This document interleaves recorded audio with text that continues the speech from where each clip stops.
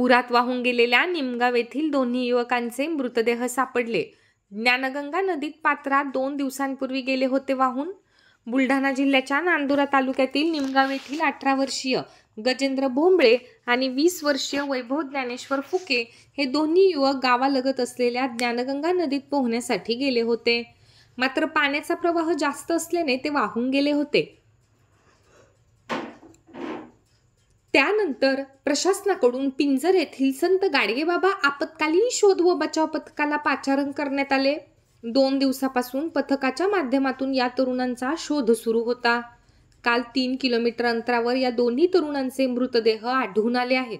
मृतदेह पूर्णपणे कुजलेले असल्यामुळे जागेवरच त्यांचे अंतिम संस्कार करण्यात आले। या घटनेमुळे निमगावमध्ये शोककळा पसरली आहे।